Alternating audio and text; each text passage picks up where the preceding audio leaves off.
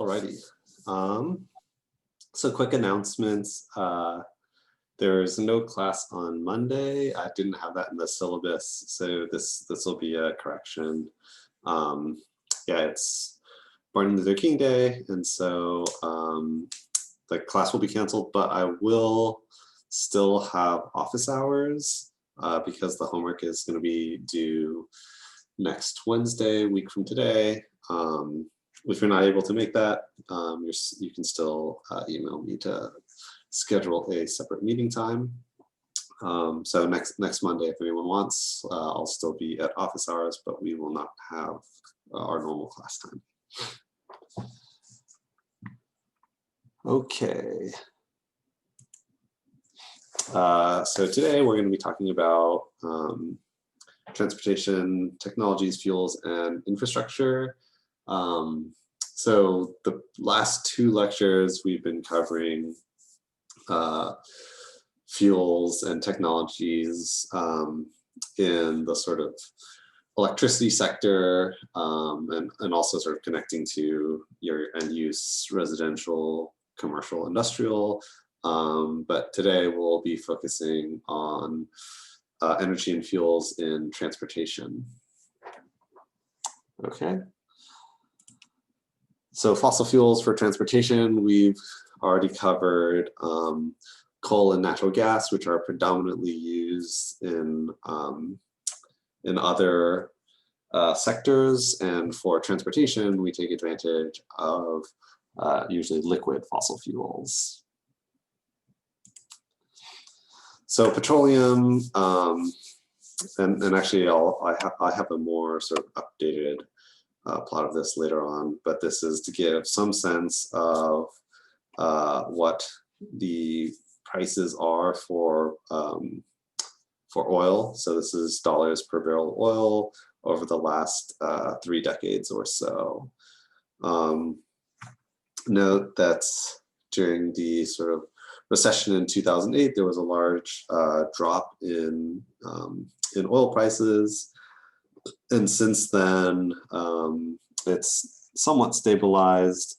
And in the middle of the 2010s, there was another sort of decrease in fuel prices, which is sort of correspondingly corresponds to actually a decrease in VMT, or total sort of vehicle miles traveled in the same sort of time period. Okay, and so we'll sort of revisit some of the economics of oil in a second, but here we'll sort of start thinking about the resource extraction. So this is an oil derrick. This is one of the ways that we get at what is known as conventional oil. And so basically this is a sort of mechanism which essentially, once you sort of drill down into your resource, this mechanism essentially pulls up the oil through mechanical action. And so you've got these sucker rods that essentially bring up oil through a series of valves. And so this is a sort of fairly standard way that conventional oil is extracted. And you may have seen these devices sort of scattered throughout. There are a few, there's a lot of this sort of technology in Texas, where the reserves of oil are fairly abundant. But you can see these throughout the country. There's a bunch in California. If you've ever driven down Highway 5, you can see a bunch of these sort of past the grapevine if you're looking for them. So types of oil, as I was mentioning, classified as conventional and unconventional. Conventional oil is typically the highest quality, lightest oil. It flows from underground reservoirs, and it's relatively easy to extract compared to a lot of other unconventional sources. So unconventional oils are a lot heavier, often tar-like. So there's a lot more impurities in solid matter, and it's more difficult to recover because the type of equipment and infrastructure that you need to extract it and then to refine it is a lot more expensive. And so most of the world oil production is currently conventional oil. So the chart that I sort of like to show to sort of demonstrate the heterogeneity of oil products is this liquid fuel supply curve.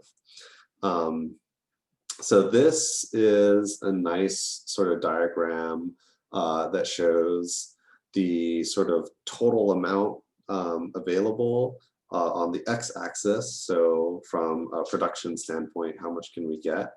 And then on the y-axis, it tells us sort of how much it costs to get that particular resource. So these are all different sorts of oil products. So here we have what I was talking about with conventional oil. And you can see the difference between reserves and resources. So reserves are essentially known extractable material, so that essentially we either already have capacity to extract it, or we know that it's fairly easy to set up. And resources are materials that are essentially available or known, but not sort of currently set up to be extracted. And so the easiest and cheapest is at the bottom of the liquid fuel supply curve, right? And so here we have something on the order of about 2,000 gigabarrels of oil, of conventional oil. And it has a range of costs associated with extracting that particular resource. And it's the cheapest sort of on the supply curve. And basically the idea is, as I extract this resource, if I consume basically all of it, then I essentially have to start moving up my liquid fuel supply curve, right? This is the cheapest to get at, and then the next step is enhanced oil recovery, followed by tar sands and heavy oil. And then synfuels are essentially artificial fuels that we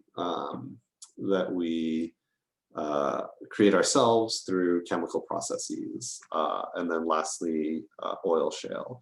And so the range of costs increases as you get to some of these harder and harder fuels to obtain, and the quantity that we're able to get is sort of the width of each of these bars. Okay, and so from an economic standpoint, we're still mainly in the conventional oil territory. There's some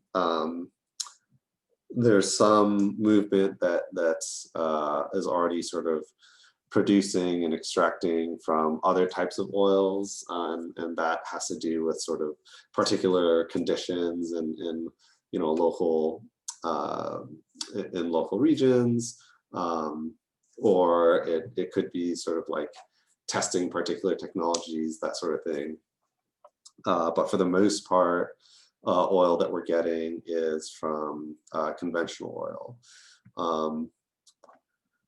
Note that I will sort of revisit this oil shale. So this particular plot is quite a bit older. And so when we, as I discussed before, get to sort of the early 2010s, where we're able to do exploit technology that can better take advantage of shale resources, we actually see that this bar settles down quite a bit lower, and we'll see what effect that has on on oil production in a moment. Okay, I have a so quick question. yeah, go ahead. What does enhanced oil recovery pertain to? Yeah, so enhanced oil recovery is a sort of different type of process for recovering oil from specific specific types of resources.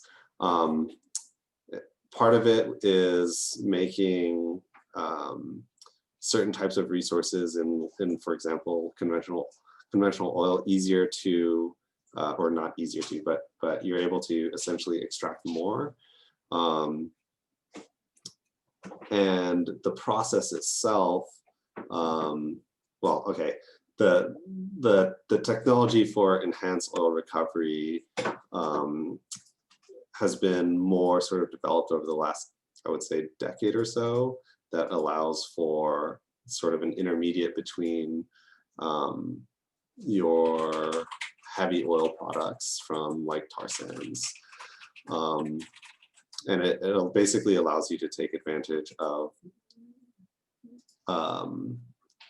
oil that is kind of in between in levels of quality for between the conventional oil and tar sands. Thanks. Yep. Okay. So peak oil.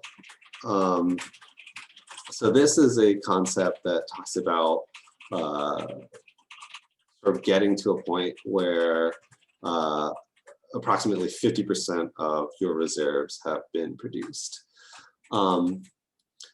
So when we think about like the total supply of oil, and you can think of like this in sort of a distribution, right? You are able to extract sort of the first half is the easiest, and every sort of marginal amount of oil afterwards becomes harder to extract and more expensive. And so what ends up happening in this concept is that your production rate will sort of decrease, right? And this is it's sort of an economic principle, or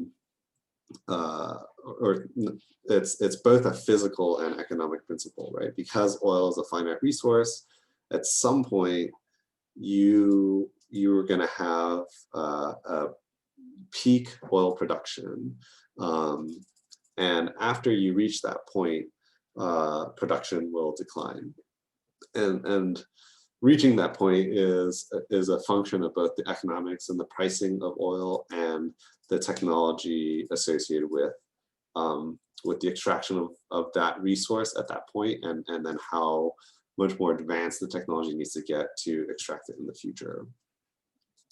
So the important thing to remember is, like, essentially once you reach peak oil, production starts to decrease.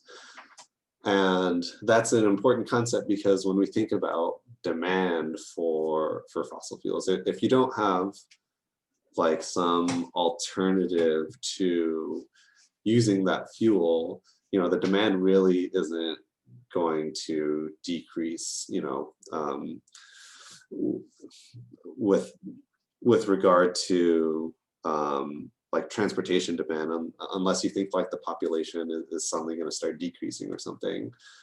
It's really unlikely that demand will decrease over time. And so you reach this point where production cap, you reach your production peaks, and demand will continue to increase, which is going to essentially cause prices to spike up.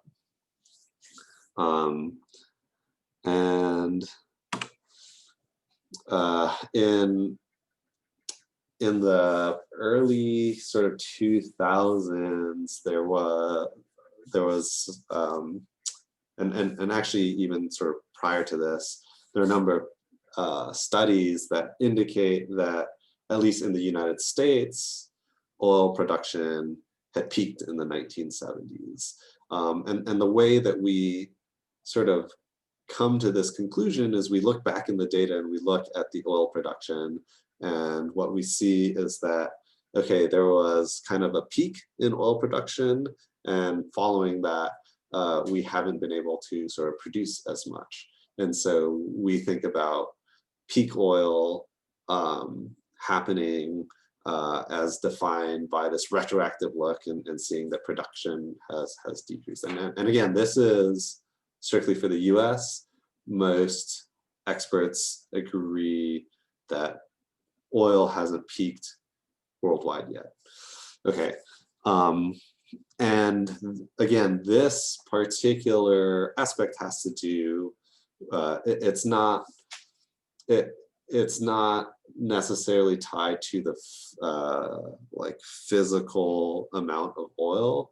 It's strictly defined by production, and there are other resources available, and so one of the things to keep in mind is that things can change, right? So following this period of shale shale explosions, or the boom in the shale industry, while most people typically think of that as an expansion in gas, it also led to easier extraction of oil resources from the shale. And so following that explosion, we actually saw a spike in production again. And so, you know, the fact that you can have technological advances can actually change the way that we observe or predict reserve and resource usage. And in this case, right, we can see that it's probably not quite true that we've reached peak oil, and that actually production has started to increase again since then.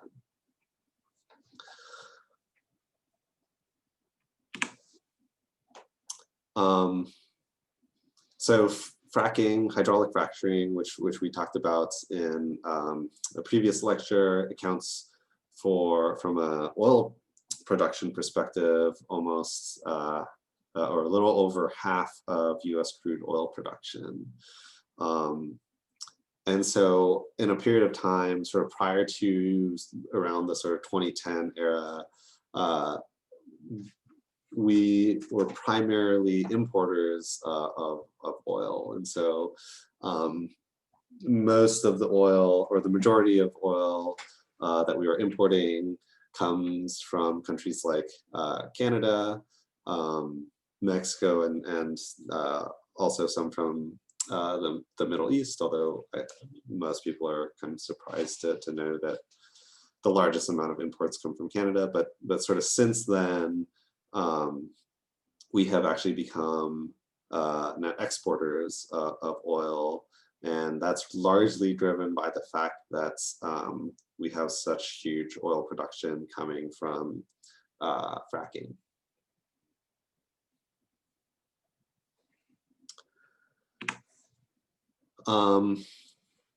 So I wanted to sort of revisit the economics portion and how prices are affected by various sort of economic shocks.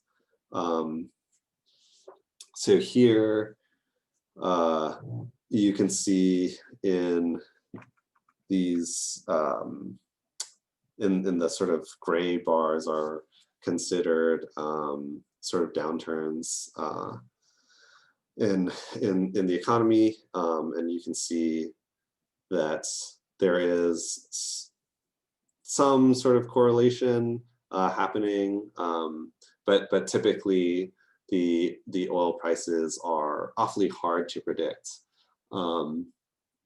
and demand shocks can also lead to important changes in pricing. When we start to think a little bit more about reducing oil use for both for climate change mitigation and also for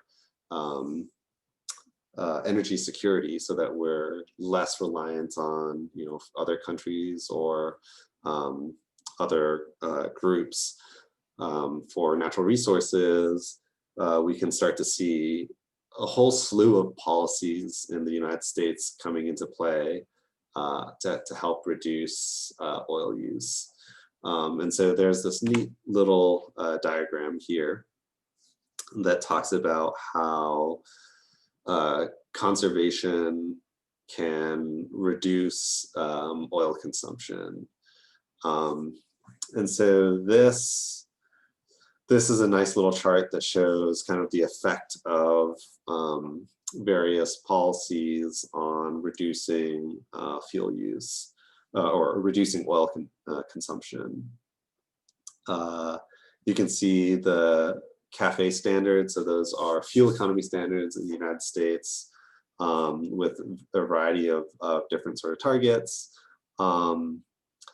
So one of the really big ones is getting the sort of average 40 mpg by 2012, which is beyond sort of what really happened. But then a 55 mpg by 2020. So we actually do have, or did have, a policy in place to get to 55 mpg by 2025. It got essentially overturned by the Trump administration, but a lot of the gains sort of already happened by the time it was overturned, and so there actually is possibly still time for CAFE standards to be sort of re-implemented before the sort of flattening out part that Trump ended up enacting. But you can see through the use of other policies, renewable fuel standards, adoption of other sort of technologies, that you can lead to high amount of oil conservation. And you can see sort of the relative magnitudes of these policies. Oh, TP, yes, actually, I believe that is probably some temperature target. I was actually supposed to change that title. So how much conservation, oh no, sorry, it's the peak oil, the time to reach peak oil. So one of the things that we were talking about is how production is kind of tied to the demand. And so as you increase the conservation efforts, you may sort of forestall the time it takes to reach peak oil, because the production doesn't need to be as high to meet the demand. So all of these things will have some influence on consumption and on prices. And then one of the sort of interesting things I looked at last year is disruption in prices due to coronavirus. And so these are actually these prices are actually nominal prices, and so the fact that oil prices reached the levels that they did last year is sort of even more astounding, right? Given that the value of the dollar is quite a bit lower now than it was 20 years ago, and so there was actually an incident that happened in oil futures prices that ended up being negative, which is the first time that oil prices have ever been in that range ever. And so that was a particular incident that happened last year, which was pretty interesting. And yeah, it's we talk about some of these conservation methods, and turns out pandemics are kind of a great way to lower demand. This is a nice little chart of what happened to gasoline production, which sort of follows demand pretty closely in the United States last year. And so this brown is sort of the average. It's a rolling 4-week average in 2019.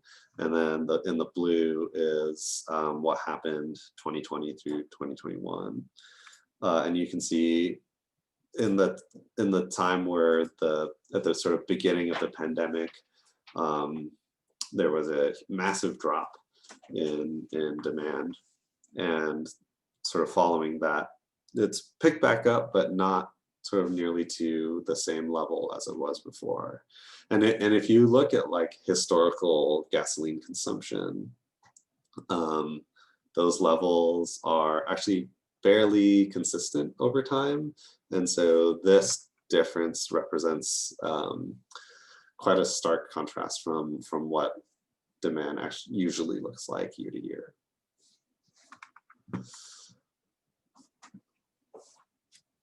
Okay, so let's talk about, so moving on from some of the sort of economics and demand side things, going back to supply chains and talking about the fuel itself. Petroleum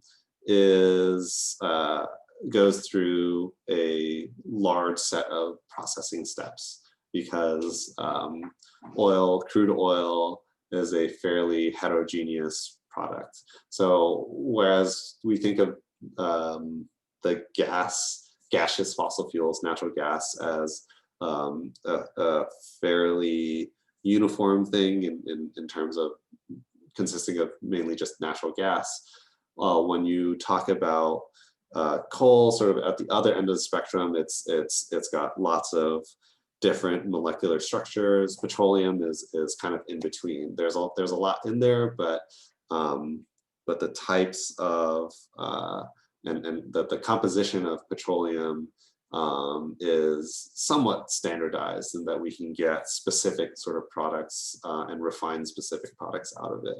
And so all of the oil that gets collected needs to go through a refinery. And so that's all either imported oil or domestically extracted oil. Goes through the refinery into refinery storage. And so this process is specifically thinking about gasoline. So you can also import gasoline, which means it's been refined elsewhere in some other country. Okay, and all of that goes to your refinery storage and then shipped through either pipelines or transported via ships, rail, or truck to fuel terminals. So the fuel terminal you can think of as kind of like a gas station for gas stations. It is the location prior to being used at the gas station. It is these bulk storage terminals. There's in California, there's about 32 of them, I think. And across the country, it's on the order of a couple hundred terminals. And from these terminals, trucks then carry these out to individual retail stations for end use.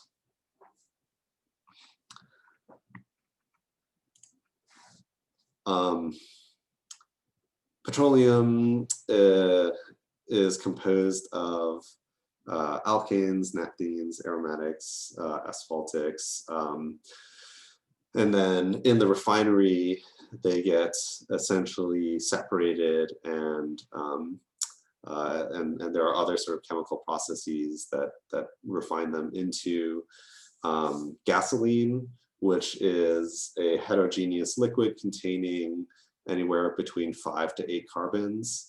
And from a single barrel of oil, which is 42 gallons by volume, you're getting about 20 barrels of oil. You also are able to extract diesel, kerosene, and jet fuel, which are alkanes going anywhere from 9 carbons up to 16 carbons. And then you got fuel oil and lubricating oil, which is more than 16 carbons. Paraffin wax, so now you're starting to get to solids at certain temperatures. Paraffin wax, and then greater than 35 carbons, they're usually these more solid compounds that end up getting used in things like asphalt.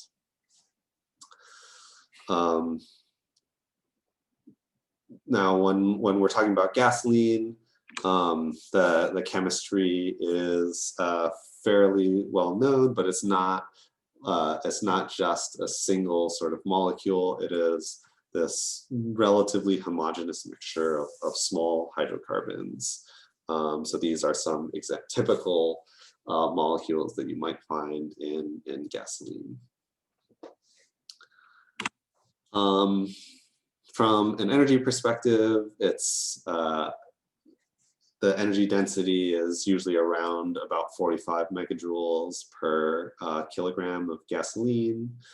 And then sort of again highlighting reserves, there's about 1.6 trillion barrels of crude oil in reserves, which is the equivalent to about 3 times 10 to the 13th gallons of gasoline. And the world consumes about 400 billion gallons of gasoline per year.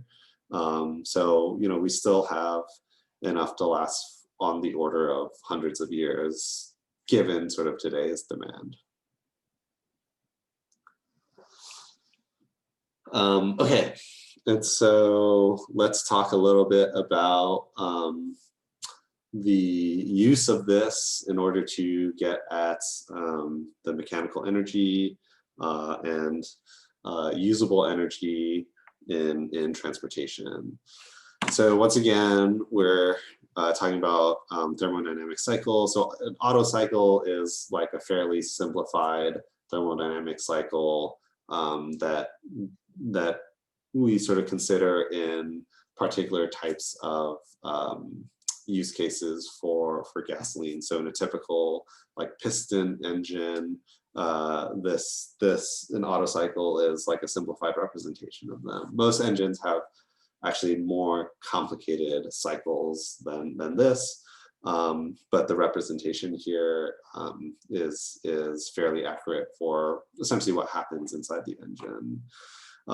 These things in sort of a perfect world can operate with an efficiency, from going from 1 through 1, 2, 3, 4 back to 1 of about 60%. But in reality, real efficiencies are often anywhere between 25 to 35%. So quite a bit lower. Okay, so let's quickly sort of walk through how this actually works. So this is a 4-stroke cycle for a combustion cylinder. Consists of 4 stages. You have your, and this is essentially what's physically representing what's happening in the Otto cycle. So you have your intake stroke, which is when the piston sort of descends, and what ends up happening here is you've got an intake port which sucks in air into the chamber. And the second one, all of the valves will close and the piston will move up to compress, that air and the fuel. Oh, I should also mention in the intake stroke, not only is air being sucked in, but you have a fuel injector which will essentially spray fuel into your mixture, so that what you have in there is a fuel air mixture that's kind of optimized in a certain composition in order to make sure that the combustion is sort of efficient as possible. So once everything gets compressed in the second stroke, you have a spark plug that will ignite the fuel air mixture. So then you have this, essentially this mini explosion that happens inside of the cylinder that will move the piston down. And that's where the sort of power in the system is being generated. And in the last phase, the piston comes back up, your exhaust port opens, and all of the combusted product from the power stroke will get sucked out through the exhaust port. Yeah, and so the movement of this piston is what is causing this cam at the bottom to move sort of and rotate in a circle as the piston moves up and down. So this is a 4-cylinder engine, and you can see each of the pistons, or each of the individual cylinders here, moving the pistons up and down. And all of those are operating in conjunction in different phases of those 4 strokes. And that's moving this sort of crankshaft. And so when I was describing what's happening earlier with the valves opening and closing, it's actually a really cool process, because you might be thinking, okay, how can they time the valves to open at precisely the right moment, especially if the piston is moving up and down very, very quickly.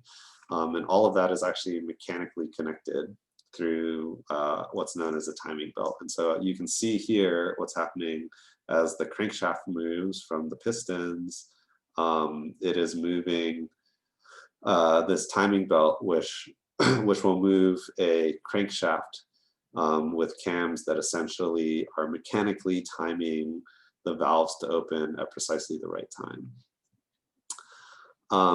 So you guys may have heard of like a V6 or V8 or V12 engine.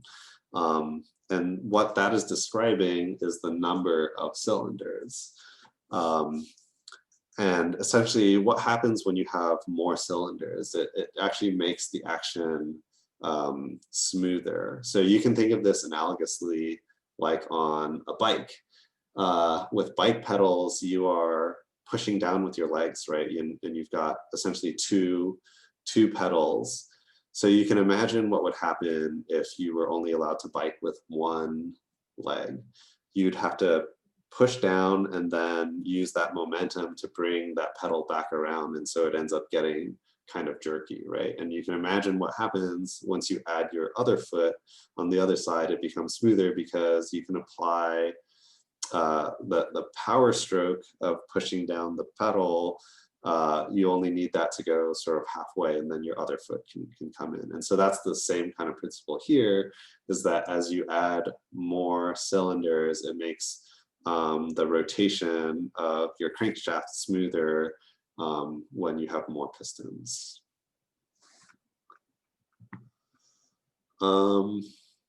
Okay, I'm going to, okay, I was gonna skip this, but I'll just really briefly say, you may have noticed when you go to a gas station, there are like different types of gasoline. You've got this like 87, 89, 91, 93 number. Maybe you've even seen as high as 95.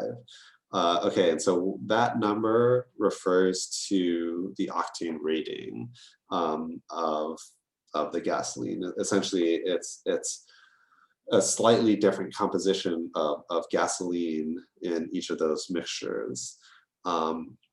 And don't be fooled by any sort of marketing or anything. The octane rating isn't going to actually improve the efficiency of the vehicle in any way. The energy content is not really going to differ that much. It actually has to do with temperature of ignition. And so with a higher octane rating, the auto ignition is more resistant. And auto ignition refers to the fact that if your cylinder gets hot enough, before the spark plug ignites the fuel mixture, it can sort of ignite on its own, and that's not good for the car because it's a phenomenon called knocking, and essentially you're combusting out of sync, and that typically only happens when the engine runs really hot, and there are certain types of like sports vehicles or luxury vehicles that have this feature, and so it's recommended in those cases to have sort of higher octane rating, but otherwise the sort of fuel isn't really going to make a difference. So unless you have a high performance engine in your vehicle, you know, just get the cheapest gas.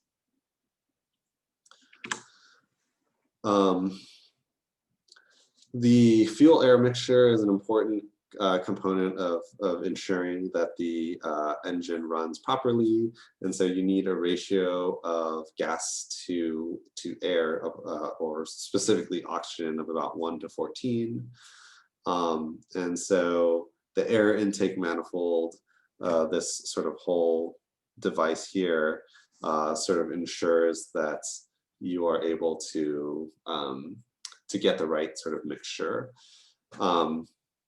And because it's this 1 to 14 ratio, you actually consume a tremendous amount of air to run your engine. And so here, like it's saying, on a 20-gallon tank, your engine, if you use all of that fuel, the engine will require about 20,000 cubic feet of oxygen, which is really the sort of tremendous amount of air.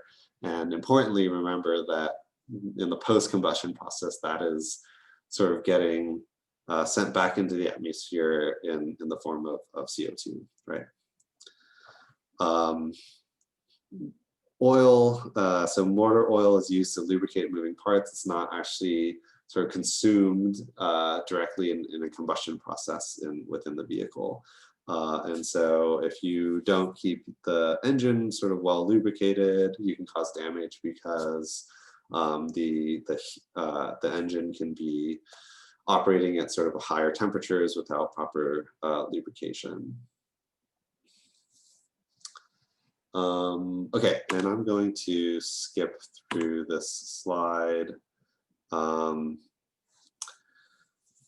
Yeah, so the last thing that I'll sort of quickly note is that the spark plugs operate sort of firing one at a time as you go through your power stroke. And one of the sort of features of the engine is that it also has an alternator which will power the battery for any sort of electrical components in your vehicle. So think about like power windows or your radio. That all gets powered from the car battery, which is being charged via an alternator located on your engine. And then the final piece of the operation is the exhaust sort of goes through a catalytic converter, which helps to essentially scrub a lot of the sort of toxic chemicals in the engine exhaust. You can thank the California Air Resources Board for being one of the most progressive regulators in getting these on vehicles way back in the 70s, 80s. And it was actually due to some of the regulations in California that led to the federal side of environmental regulation to also require these this technology. Yeah, and so the catalytic converter really does help with reducing local pollutant emissions, but it doesn't do anything for GHGs, unfortunately. Okay, so the energy from the rotation of the crankshaft that is being sort of spun by the by the movement of the pistons is then transferred into your transmission and drive shaft. So I'm not going to talk about transmission systems. They're enormously complex. You could take entire courses at some universities just about a transmission system, but you can think of it as essentially a complex set of gear ratios that help change the RPMs or the spins from the crankshaft to the rotation in your wheels in the ratio that you want, right? And so you guys can think of on your car dashboard, you know, when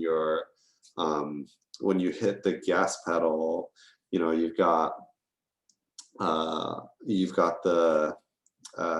not the odometer, or no, it is not the speedometer, but the one that measures the RPMs. So that those RPMs are not how fast your wheels are spinning. If your wheels were spinning at, you know, thousands of rotations per minute, that would be that would wreck your tires pretty quickly. It's actually the rotation of the crankshaft, and then that later gets translated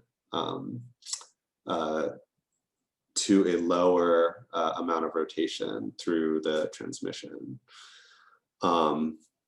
And then from the transmission, it gets translated into the drive shaft, which is the thing that's actually spinning the wheels.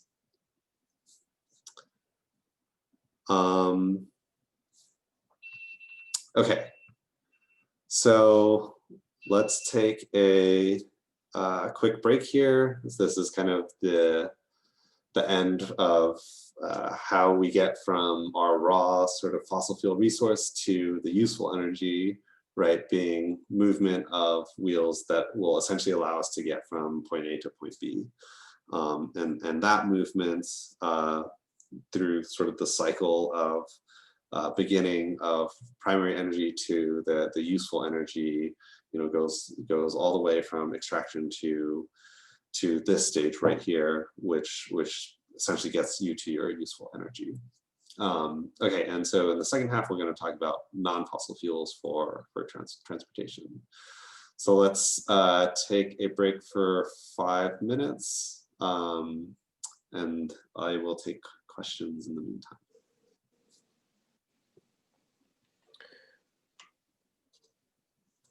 Professor, on slide 9, when you talked about peak oil production in the US,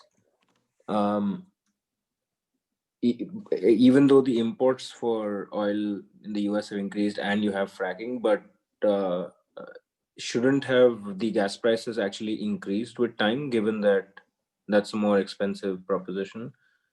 No, well, it becomes much more complicated with imports, right? Because your production is having to compete with like international oil resources, and so production falls because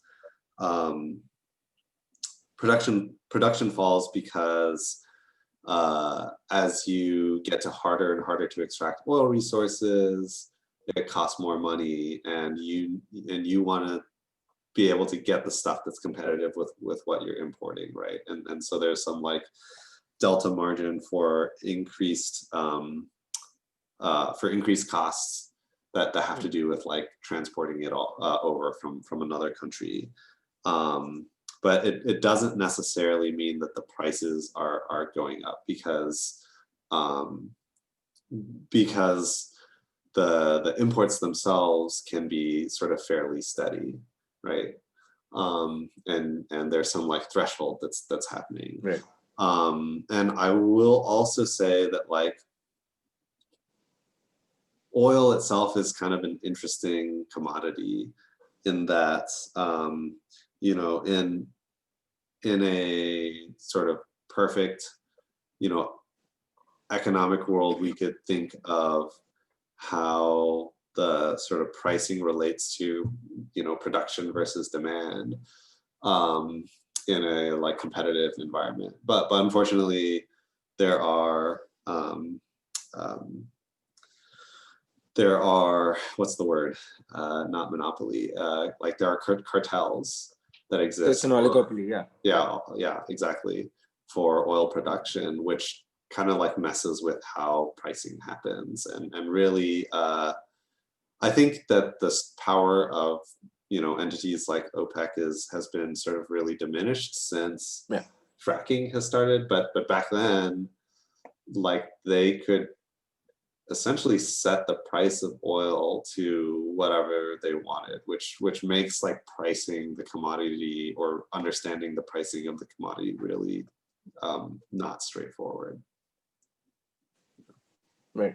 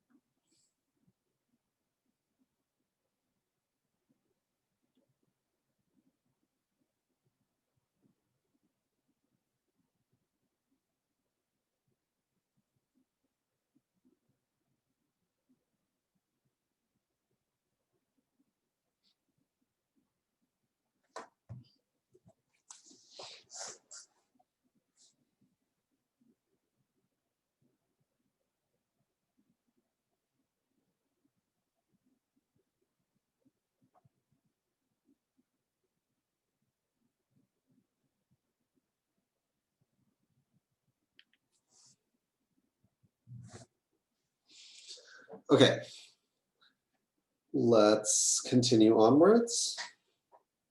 So non-fossil fuels for transportation. Okay, so let's talk about electrifying vehicles. So I think at this point, hopefully everyone has heard of electric vehicles. I'm sure you've seen Teslas out and about all over California and the United States. But actually the movement to, let me say the recent movement to electrify vehicles really started back in the 1990s. So there's a piece of California regulation, which we're going to talk about way later in this class, called the Zero Emissions Vehicle Mandate, which is a requirement for automakers to essentially produce and sell electric vehicles. And that regulation was actually passed first in 1990.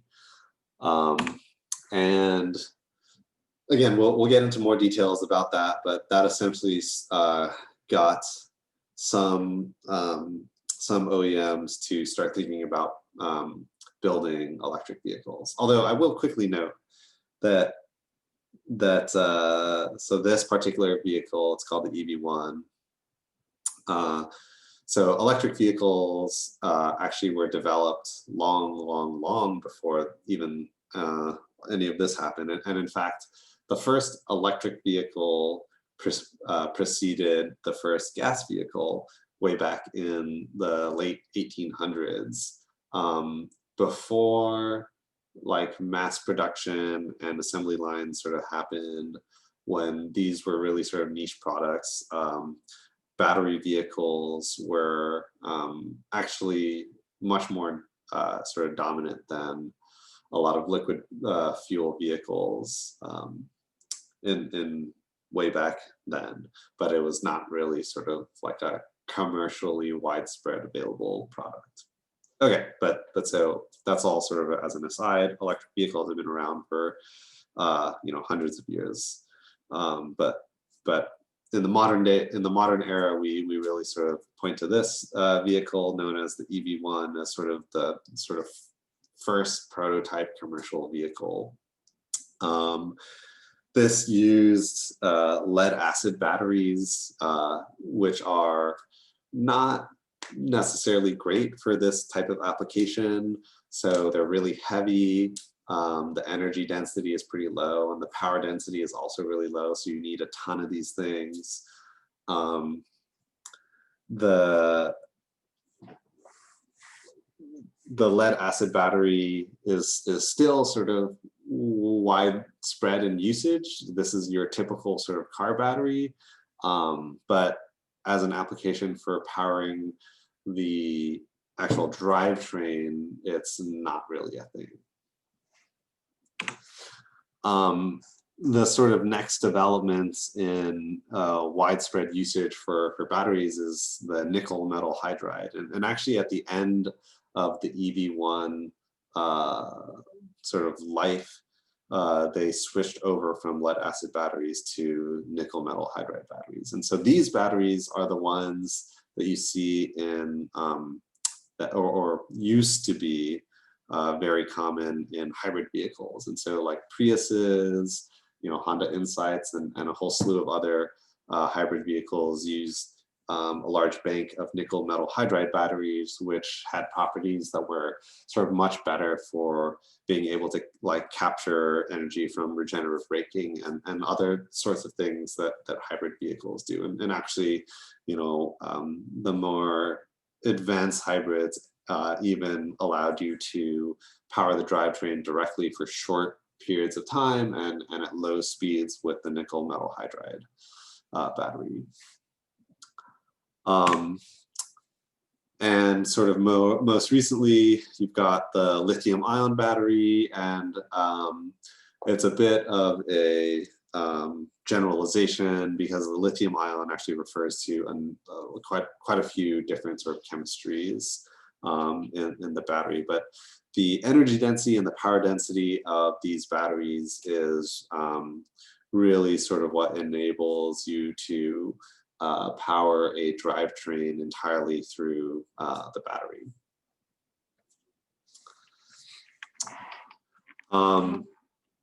So one of the kind of interesting features about the batteries, so every fuel and technology we've talked about so far is essentially a pathway in which we produce energy and use it, but batteries are not, right? It's strictly energy storage, so it doesn't produce energy itself, right? It is able to release energy that it has stored. So this is basically a little diagram of a simplified cell for a lithium-ion battery. And essentially you're getting energy by the movement of lithium ions through an electrolyte. So the sort of challenge for electrification is that batteries have to essentially hit this nice sweet spot in terms of how big it is, how heavy it is, the energy density, which means how much energy it can carry, and you can think of this as sort of analogous to like the size of your gas tank, right? And then the power density, which is how much moving a vehicle, it requires a lot of energy, and so if you want to like hit the accelerator, you need to make sure that the vehicle can provide enough instantaneous power in order to enable that mobility. And so the power density itself, or how much energy you can extract over a period of time, also has to fit some requirement. And one of the challenging aspects of the battery is that it's a physical property of the batteries that you often have to make a trade-off between energy and power. And so that's actually why it's easiest to implement the electrification of small vehicles as opposed to large vehicles, because with larger vehicles you need more power. And so if you do a trade-off on the energy density, then you lose a lot of range capability. So without other sorts of improvements in like chemistry or some revolutionary improvements, it's always more difficult to electrify larger vehicles, partly because of this property of batteries. Okay, so economics. This is one of my favorite figures to show. This is from a very reputable journal. This is coming from Nature. I think it's either Nature Climate Change or Nature Communications. And this was published back in 2014. And what the authors did here is they wanted to get an estimate of how much it costs, how much it used to cost, how much it costs today, and how much it will cost in the future to produce lithium-ion batteries.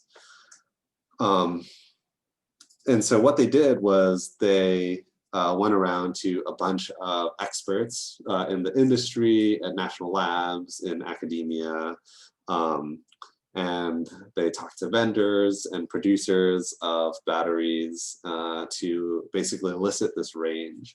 Okay, and the way that we measure costs for batteries is with this metric dollars per kilowatt hour. So kilowatt hour refers to, right, the sort of energy for a given amount of energy that a single battery cell can provide. And so sort of in the 2014 time period, batteries were sort of on this, in sort of this range. And so in 2014, a lot of experts were agreeing that it's about sort of $400 per kilowatt hour. The key number that everyone was talking about maybe 5 or 6 years ago was hitting $150 per kilowatt hour. That number, to many experts, represents the cost at which a electric vehicle would be the same as a gas car over its entire lifetime. So electricity is a lot cheaper than gasoline, but the battery itself will increase the cost of the vehicle pretty dramatically. And so when you buy the electric vehicle, it's still going to be a lot more expensive than a gas car at $150 per kilowatt hour. But if you drive sort of, the average 10 to 12,000 miles a year, over 10 years, you're going to make all of your money back. And so that's kind of the point that a lot of experts in the field and a lot of folks in industry were saying, okay, that's when we can really think about electric vehicles kind of being in sort of relevant competition with gas cars. And so that is represented by this red bar here. And you can see that when the authors of this paper went around and talked to a bunch of people, they also tried to elicit estimates of how much batteries would cost in the future. And you can see all of these sort of estimates. And so we can now say that they were all really wrong. And that everyone sort of way significantly sort of overestimated what the cost would be. No one talks about under $50 per kilowatt hour anymore, because it's sort of fairly well agreed that we've actually already hit that target. And so, most people didn't say, you might have one person saying we'd hit it by 2025 or by 2030. But in fact, most experts agree that the $150 per kilowatt hour for the sort of raw cell, not in the package, was sort of exceeded probably 1 or 2 years ago, which is really promising, right? It means that the economics really are sort of working out pretty nicely, and that it is actually true that that there are now electric vehicle models, if you go out and sort of do the math in terms of add the initial purchase cost and then over the lifetime, that you'll do better than comparable gas vehicles, or about the same. So now the new number that everyone talks about is $85 per kilowatt hour, and that represents the price at which the initial purchase price of the electric vehicle will be the same as a gas car. And yeah, so there are lots of experts and analysts who are trying to sort of forecast when we're going to hit that that price points. And I like to stay out of that conversation because I can see how wrong that most people got it before. But I think it'll be a matter of time before it happens.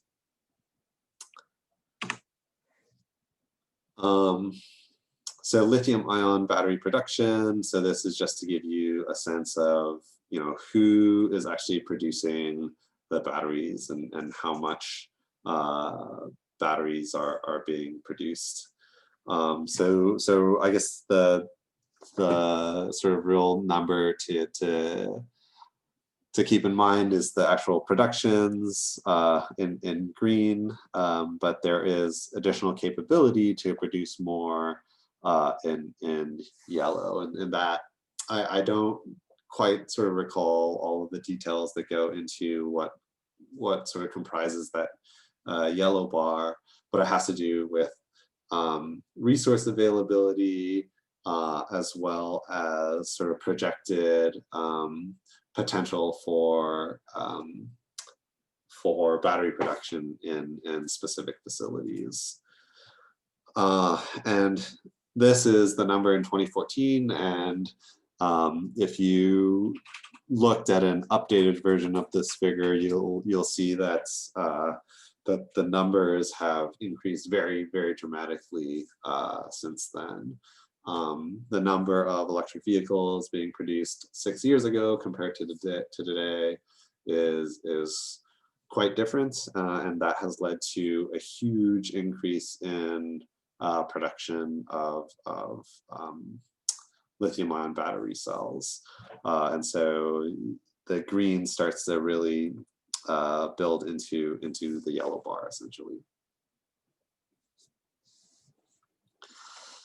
Okay, so let's talk a little bit about how electric vehicles work.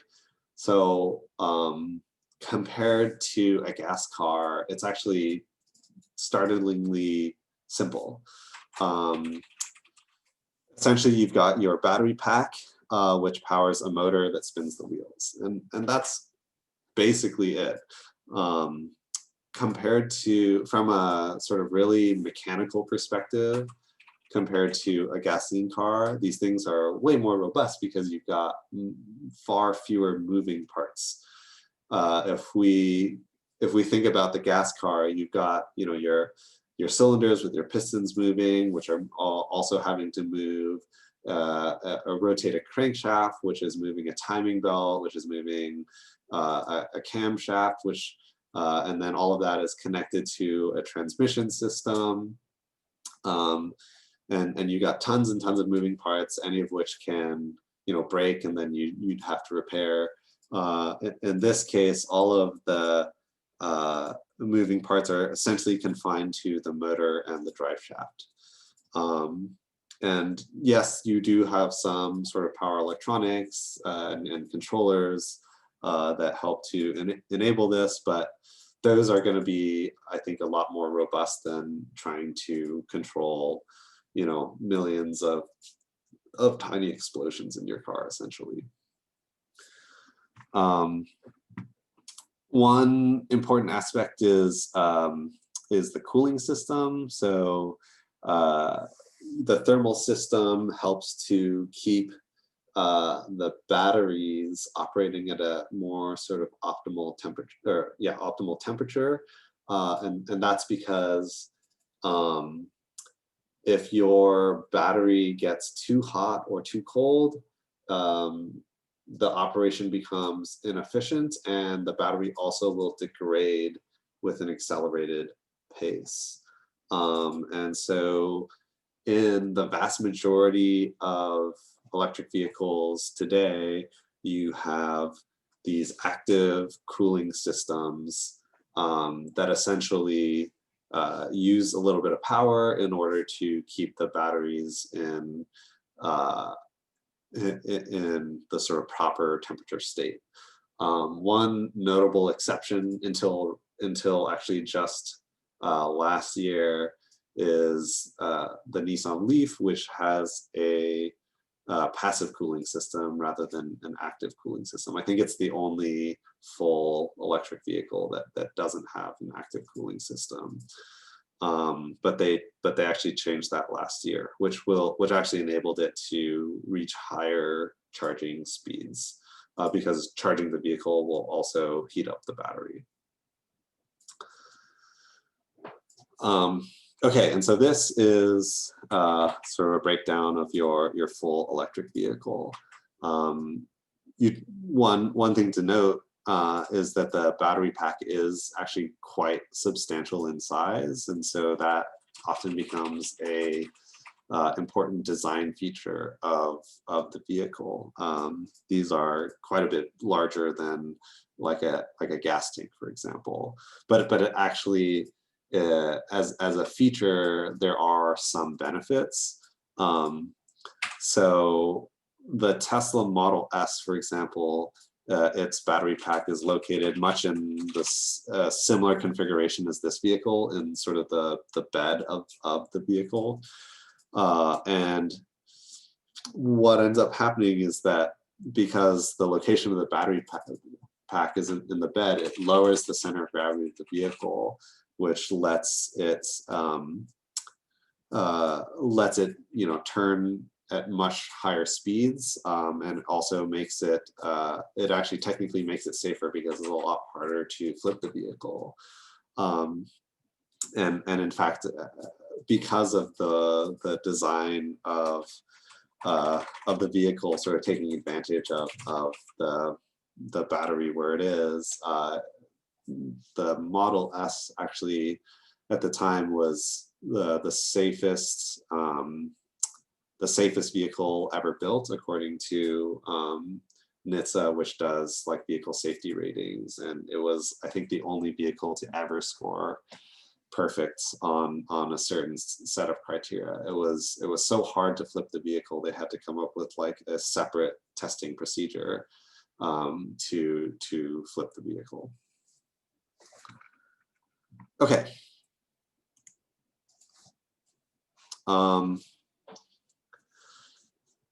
So this is what is known as a plug-in hybrid electric vehicle. So the last one, we sort of, the nomenclature is known as a BEV, battery electric vehicle, which refers to which is all electrified. A plug-in hybrid is a vehicle that contains features of both a gas vehicle and an electric vehicle, in that the drivetrain can be powered by either the battery or the engine, or actually both, that operate sort of in conjunction. And so this is probably the most complex type because it's got, it has to have essentially all the working components of both technologies. So in this diagram, we have a fuel tank and a battery pack that you can see here. And the batteries in plug-in hybrids, because it has to share space with all of the internal combustion engine components, tend to be a lot smaller. And so right now, I believe the longest range plug-in hybrid vehicle is the Honda Clarity, which has a 17 kilowatt hour battery, which is about a 50-mile range. So up in the front, you see that it's got your regular engine that you would see in a gas car. And then it's got all the power electronics that are required. And in addition to the transmission, it also has an electric motor, which will be connected in some kind of configuration with the battery and or engine. Let's see. Yeah, and so again, a little bit more complex because you essentially have to have both systems in here. in terms of the ranges of vehicles these days, you've got upwards of 300 miles in range. And that's really sort of the upper end right now of most of the vehicles. Although it's kind of hard to keep up with all of the electric vehicle models that are coming out. I have definitely read some articles about potential vehicles that are coming out with 400, even 500-mile ranges, and so that'll be pretty interesting to see when that comes out. And that will be a combination of like higher efficiency, larger batteries, and better sort of technology in the batteries that let them have higher energy density.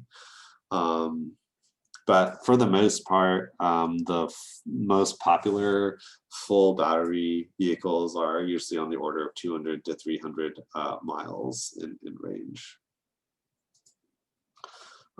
You've got a whole bunch of vehicles down here that are all electric, but a lot of these are kind of like compliance vehicles that are only being built to meet specific regulatory requirements, and aren't nearly as popular as a lot of the sort of longer range vehicles.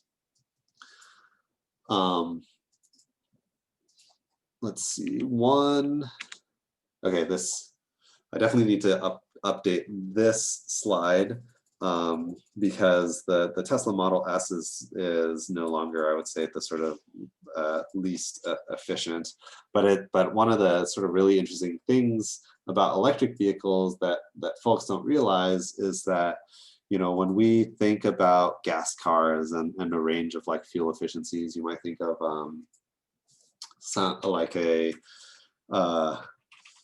like a Ford Mustang compared to like a Toyota Prius.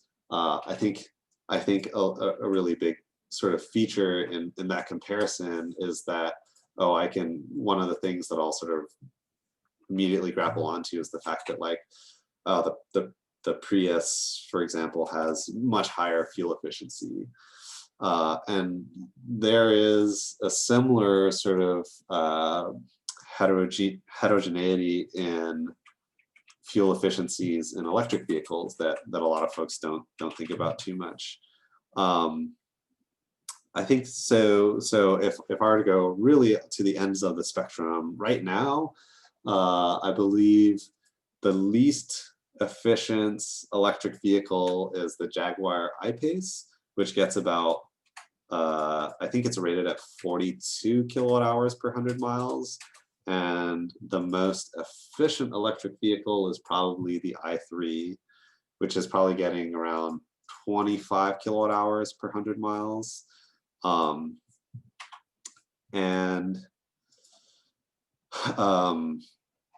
The difference between the I-Pace and the i3 is equivalent to the difference in efficiency between a Toyota Prius and a Ford Mustang. And so there already is this really sort of large divide in efficiency among existing electric vehicles. Yeah, and so, you know, when we think about the sort of relative greenness of an electric vehicle, even though you might think that it's sort of zero tailpipe emissions, it still does consume energy in differing amounts of efficiency. I'll also sort of quickly note in this case, this is the opposite convention of what we usually use in the US. When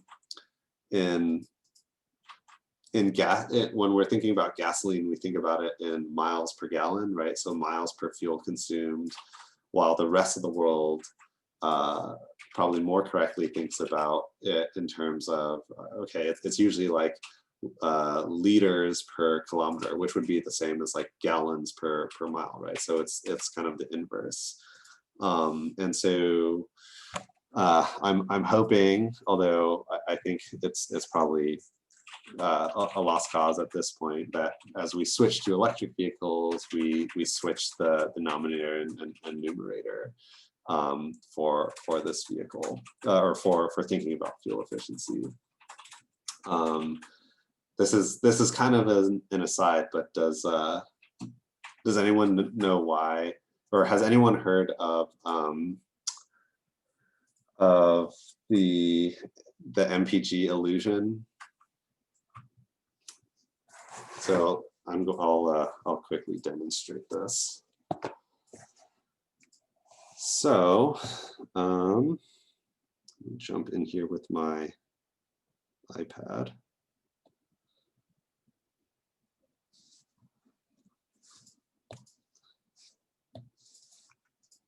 Let's make a blank slide very quickly. So this is why miles per gallon is a very sort of weird metric to think about when we think about fuel use. Let's say we have two cars, so car A and car B. So car A goes 20 miles per gallon, and car B goes 40 miles per gallon. And let's say I decide to upgrade car A up to 25 miles per gallon. And let's say I upgrade car B up to 50 miles per gallon. So this is plus 5 mpg, and this is plus 10 mpg. So car B gets a upgrade equal to double the upgrade that you would get in car A. And so I will then ask the question, which one of these vehicles saves more fuel? And so you might think that it's the one that has a larger MPG improvement, but in fact that would be incorrect. So if let's say you drive 100 miles. So car A would consume 5 gallons, and the upgrade would consume 4 gallons, right? So 100 divided by 20 is 5, and 100 divided by 25 is 4. And so this is a savings of 1 gallon of gasoline if you travel 100 miles. But if I go to car B, then 40 mpg going 100 miles, I use 2.5 gallons. And if I upgrade to 50 miles, then I only use 2 gallons. So even though I improve my fuel efficiency by double, I only save half the amount of gas compared to the other one. So this is known as the Mpg illusion, and the reason why is because Mpg, we're talking about fuel savings, so it's a 1/x problem, and so that's like this nonlinear curve, right? And this is a problem that makes car buying really weird in the US, because people think about fuel efficiency in terms of MPG, which is a really not straightforward way to like interpret how much fuel you're going to be saving. And that leads to a lot of interesting like consumer behavior as it relates to car buying and the perception of fuel savings. And this problem is literally only a United States problem. The rest of the world does not have this issue. They've actually conducted surveys about like how to like calculate or how to understand what your fuel savings are going to be in the US and in other countries, and everyone gets it right except if you're from the US, unfortunately. So All right, so this was a kind of a big tangent, but hopefully you guys can see this this concept fairly clearly. So, okay, going back to here, that's kind of why I'm promoting the fuel over distance metric as opposed to the alternative. All right. So jumping back to the technology,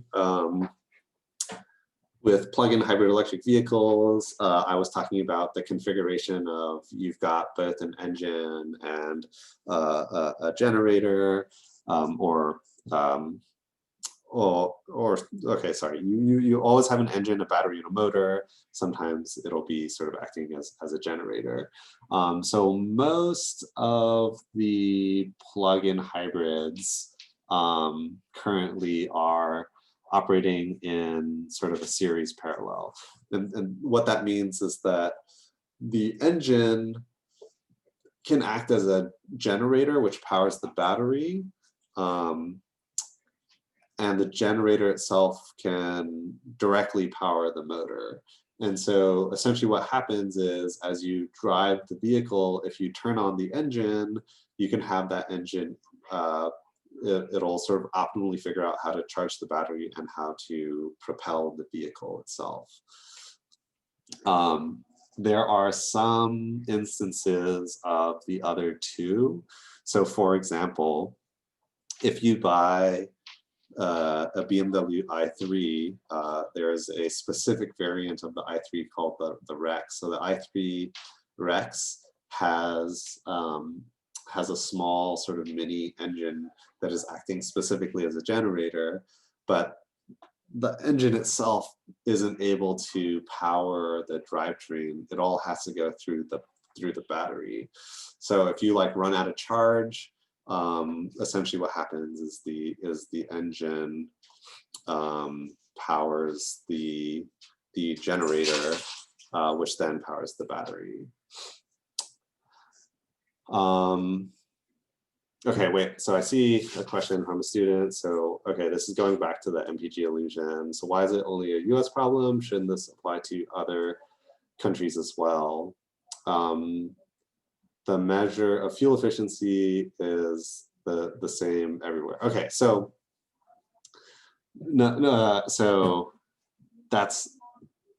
so the efficiency itself is physically the same. Yes, that is true. But the way that we display efficiency is different. So if I go to Asia, when I go to like buy a vehicle, you know, they show you information about the vehicle, and the efficiency in basically every other country in the world is shown as liters per kilometer, right? Which is the opposite of MPG in that it's like gallons over miles. And because that is the correct way to or quote unquote correct way, it's linear, it makes it so that I can rationally figure out how much fuel I'm consuming. And so when it comes to perception of efficiency and fuel use, because the United States is one of the only places that does MPG, they're really the only ones that fail the tests that like some researchers come up with to figure out what like fuel consumption would be. Okay, so give me 1 second. Let me close the door here. Okay, so talking about refueling. So one of the interesting things is, or interesting features about fueling stations is with electric vehicles, you're no longer able to sort of instantaneously refuel, right? So with a gas station, I can fill up the tank in my vehicle in less than 5 minutes, essentially. but with a charging device, it can often take quite a bit longer. And so there isn't really the equivalent of a gas station because, well, okay, there are some sort of, fast charging stations, but the majority of charging actually takes place at home or at work. And I actually tend to think of that as kind of a feature, not a bug, right? So no one really at the end of the day enjoys like going to the gas station. And so one of the nice things about having an electric vehicle is that you can charge at the locations that you actually sort of go to, or where your car sits most of the time. And one of the nice things about charging is that if you think about how often the car is moving versus how often it's stationary, it actually ends up not being such a big deal, that charging takes a long time in many instances because you are simply sort of overlapping the stationary time with the charging. And so there are a lot of studies that have been conducted at this point, actually a lot, sort of at Davis as well, sort of surveying electric vehicle car owners and sort of thinking about issues with charging compared to more traditional refueling. And there are some complaints about the length of time that it takes, but overall it's actually viewed as a fairly positive experience that you don't have to go to gas stations anymore, and the drawback of the length of time tends to not be so much of an issue because a lot of these things can be sort of planned well in advance. Okay, how does charging happen? So there are a sort of complex, it's a little bit complex in terms of the number of different options available. So the types of charging are commonly referred to as level 1 and level 2 and DC fast. Some people refer to DC fast charging as level 3, but that's kind of strictly or technically speaking not correct, because there is actually different levels of charging beyond level 1 and 2 that aren't DC fast. So level 1 and 2 are all on AC power, and you can actually get to higher power ratings on AC, and it's a lot more complicated, but we'll leave it at that and say, don't confuse level 3 with DC fast. So level 1 is just in your typical wall outlet that's charges at about a kilowatt, and that's about the same sort of power requirement as your standard microwave, right? And so this charges about 5 to 6 miles in an hour. So obviously much slower than a gas station, but if you are charging at home overnight, for example, over a period of 10 to 12 hours for when your car is kind of sitting at home, you're often able to get more than you need for daily trips. Level 2 is in the same sort of plug. So this plug here on the left is called a J1772 standard plug, and that charges up to, in theory, 20 kilowatts. But basically all sort of commercially available level 2 charging happens at about 6.6 or even as high as 7.2 in some cases kilowatts, and that charges about 25. That's equivalent of about 25 to 30 miles per hour. Now, when we move to DC fast charging, there are a couple different standards. There are these CHAdeMO plugs here, CCS, also known as combo, and then Tesla superchargers. So these three all have very sort of different protocols. You can't like slap on a like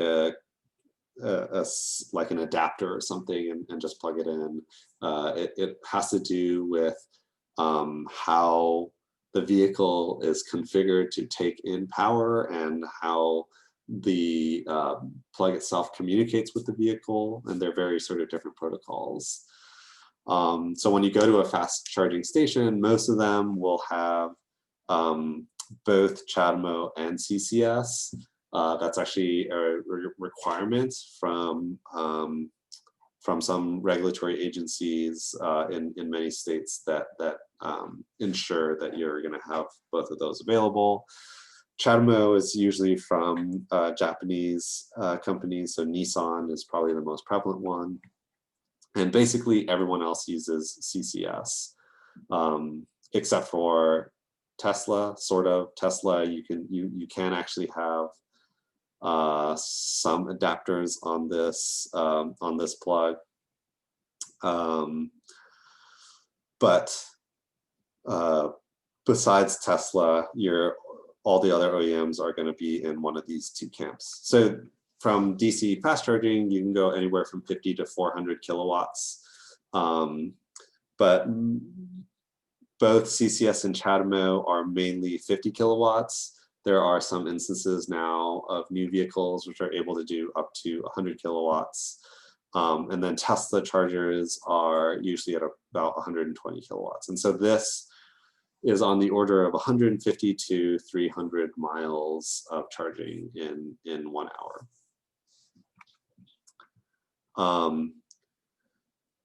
The protocols can actually allow for up to 400 kilowatts, which is, now you're talking on the order of charging, 250 to 300 miles in the span of like 5 to 10 minutes. But there aren't really any vehicles that can handle that level of power yet. So there do exist some stations that have been installed that can do 350 kilowatt DC fast charging, but there are no vehicles that can charge at that rate, unfortunately.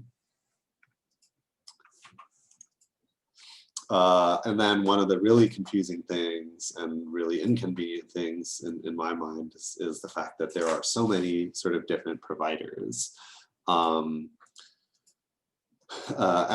I'm an electric vehicle owner, and I have like an entire folder on my phone of just different apps that I have to subscribe to in order to use charging in different locations, which kind of sucks. But the sort of biggest ones right now are ChargePoint and EVgo. ChargePoint has a lot of slower chargers, but it's very prevalent, and I'm sure you guys have seen these around. If you've gone to like the Target at Davis, for example, there's a bunch of ChargePoint chargers. EVgo has the majority of non-Tesla DC fast charging in the country. And so if you see EVgo, they're almost certainly going to be like a DC fast charger, both with a CHAdeMO and a CCS connector available. And then of course there's Tesla, which is building chargers out sort of like crazy everywhere.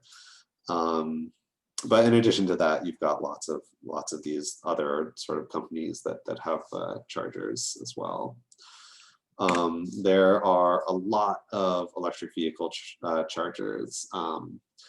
In fact, in California alone, there are more charging stations than there are gas stations by like a factor of, I think at this point it's like 4 or 5.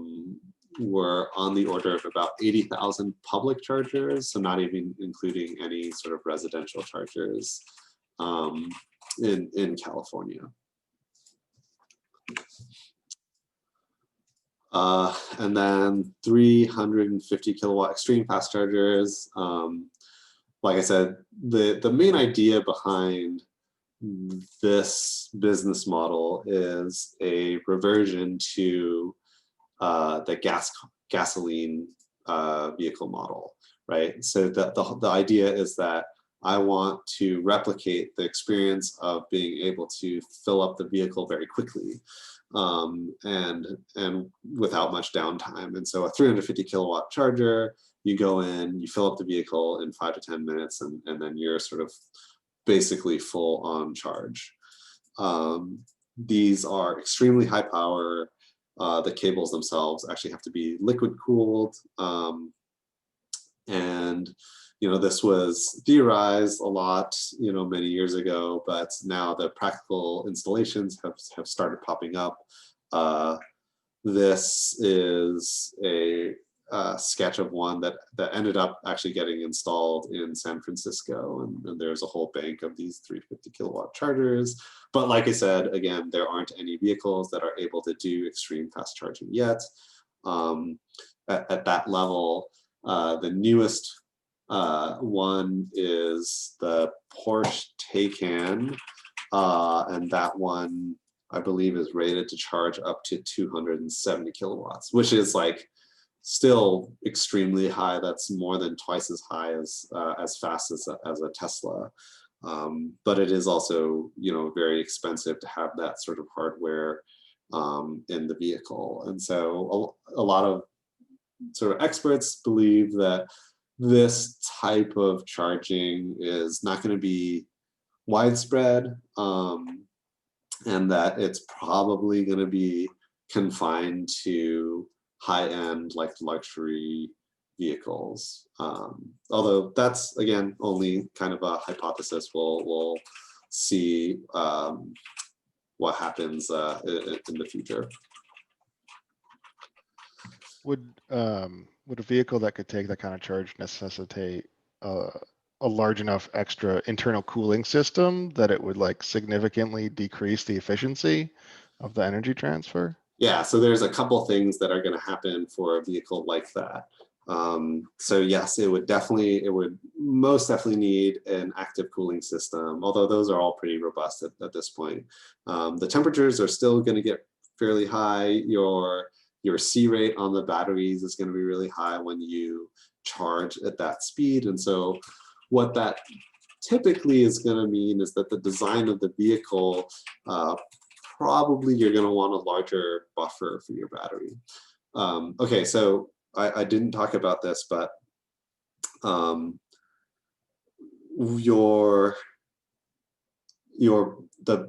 degradation of the battery has many sort of factors that lead to how slowly or quickly it degrades. And one of those is how quickly and how deep you cycle the battery. So let's say you have a battery, we'll just say 0 to 100, okay? And if you discharge it or charge it from 100 to 0 or 0 to 100 very, very quickly, that leads to accelerated degradation. One way you can get around that is you create a buffer. Okay, so let's say I still want 100 units of energy from the battery. What I can do instead is I can install a 120 unit battery, and then I can discharge it from 110 down to 10.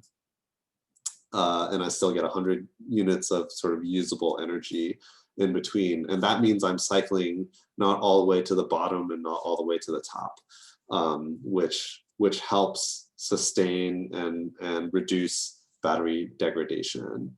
So in the cases for batteries that are going to be doing these really fast charging, you can essentially have larger amounts of buffer at the bottom and at the top, and so the usable portion of the battery is essentially sort of proportionally smaller than maybe other sorts of vehicles, and that will help as well. The other thing that helps with is the speed of charging. So what I was talking about before, charging at level 1 or level 2 or DC fast, and you just say 1 kilowatt or 6 kilowatts or 50 kilowatts. That's not actually entirely accurate. Unlike with a gas car where you can pump in gas at like a very linear rate, as the state of charge of the battery increases, so like the closer you get to 100, you are actually changing the voltage of the battery. And what ends up happening is that, you know, I might be, if I plug in a DC fast charger, if I'm at like 20%, then it will charge at close to 50 kilowatts. But once I get above, say, 80, 90%, that's going to start to slow down a lot more because of the change in voltage as the state of charge increases. So with a 350 kilowatt, you know, you might drop down to like 100 or 50 kilowatts once you reach, you know, 80, 90%. But if you have a large buffer there, then you can maintain higher speeds for a longer amount of time. So yeah, so there's definitely going to be some specific design choices regarding the battery for vehicles that can do this sort of charging, for sure.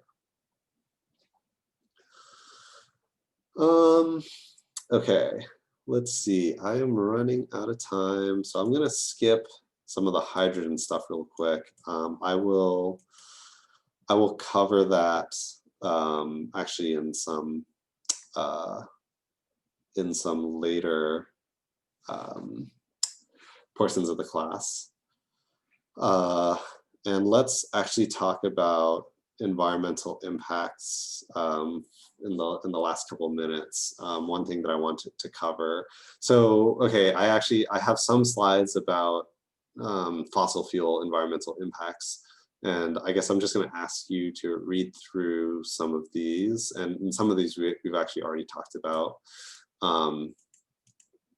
But actually, what I'd like to cover right at the end is thinking about impacts from plugging your vehicle, because this is actually a little bit less straightforward and actually near and dear to my heart, because this is a lot of where my sort of research is.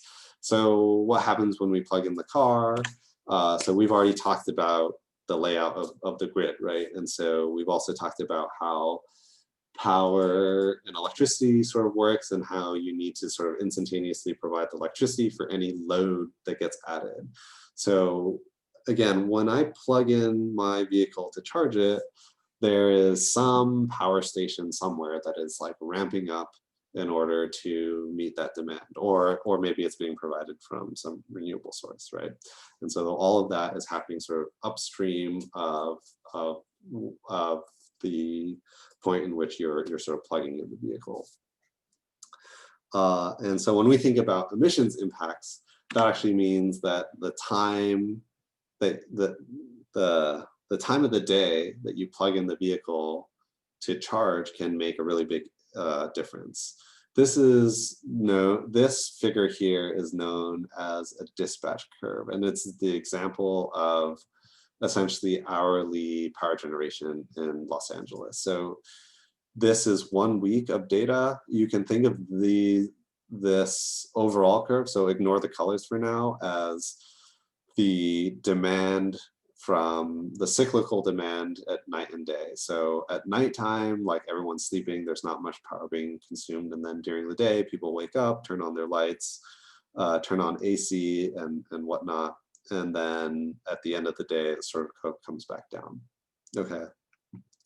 And so there are different sort of power plants that are responding to that load. So during the day, you can see this sort of pukey yellow or green color. That's solar.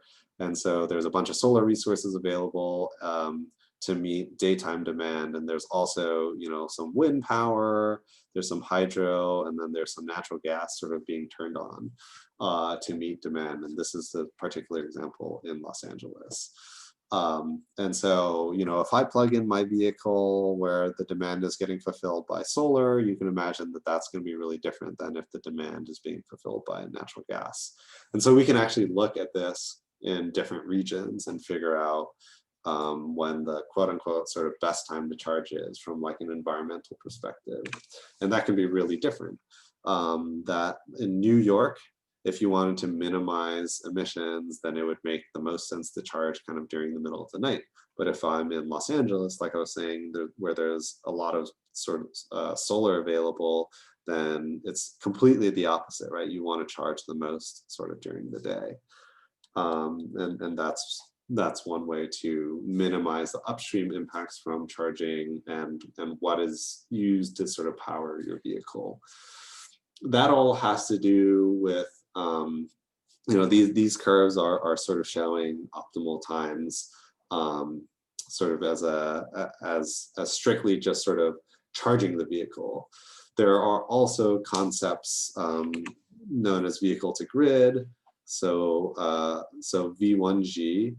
So that is essentially a type of smart charging that I was just mentioning, where you're able to get signals from some entity, right? Either a system operator or some aggregator that says, okay, you should start charging your vehicle. It's like cheapest at this time, or it's the cleanest at this time. And then it'll kind of like figure out that protocol to charge at the best time. And then there's also a concept known as V2G, which is bidirectional, which says, hey, like I can actually use my vehicle as a battery and send electricity into the grid from energy stored in the battery.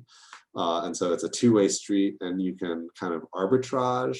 In other words, you can buy electricity when it's cheapest and sell when it's the most expensive, or through some other, you know, signals. If it's like an environmental signal, you could charge when it's cleanest and then discharge when it's dirtiest, so that you can reduce the power generation from that dirty plant and have it come from your car instead, which is like cleaner because you charged it at the cleanest times.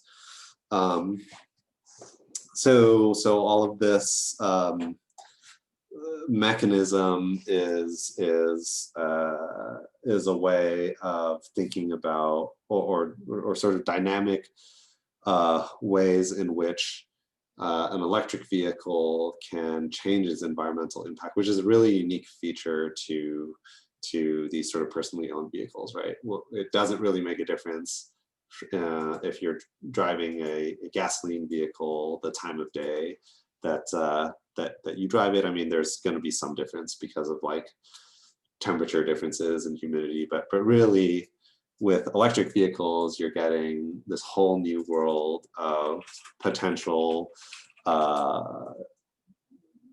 potential interactions with the power sector. Okay, so I am a little bit over time, so I'm going to wrap up here, and I'll stick around a couple minutes for any questions that folks have. And remember, next Monday we won't have class, but office hours will be still being held, and then homework is going to be due at midnight 1 week from today.